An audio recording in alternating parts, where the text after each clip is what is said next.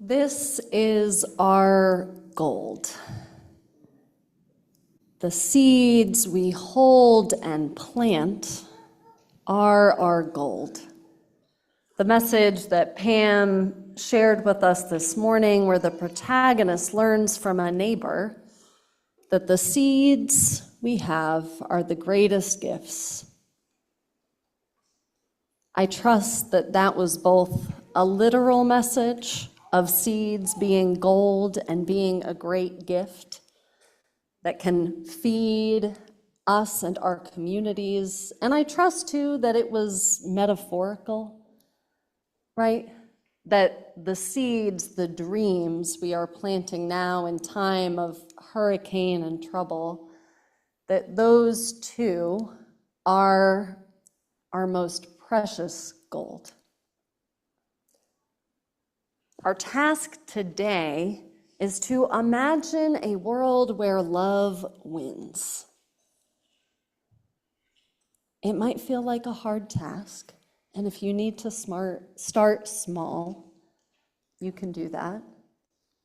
I gain inspiration from a garden, from our natural world, where every plant in a garden might thrive, might be communicating with one another, the roots intertwined, ensuring that all have enough nutrients from the soil, water from the sky, and light from our sun. I know that it requires care to keep such a garden alive. And I know that we are the tenders of this garden here that is our life. When that task feels hard, tending to a garden that might feel chaotic, I remind myself that I don't do it alone. And I remind myself of the beauty that is and that can be.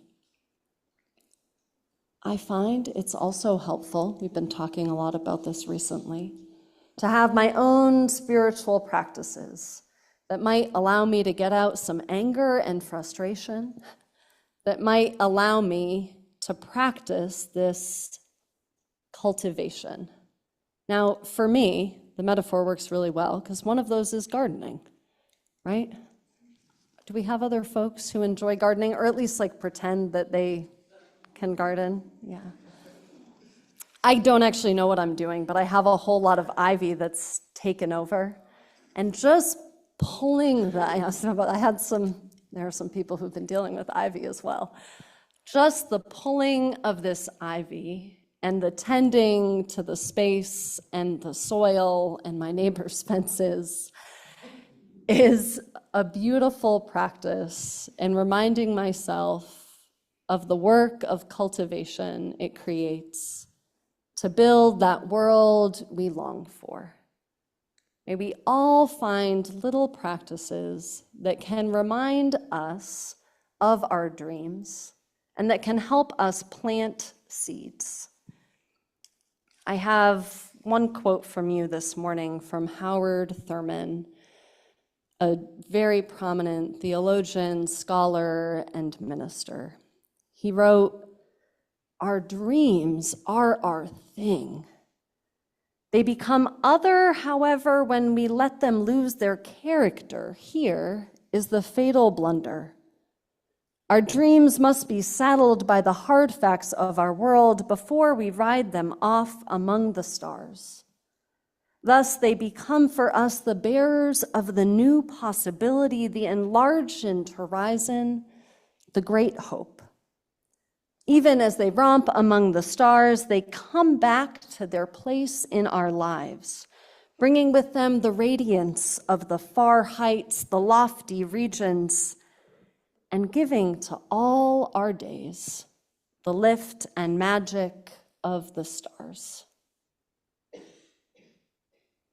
May we all remember our dreams, and may we cultivate a daily relationship with them so they are not lost in the stars, but become present in our lives and in the worlds we co-create together. Amen. May it be so, and may we make it so.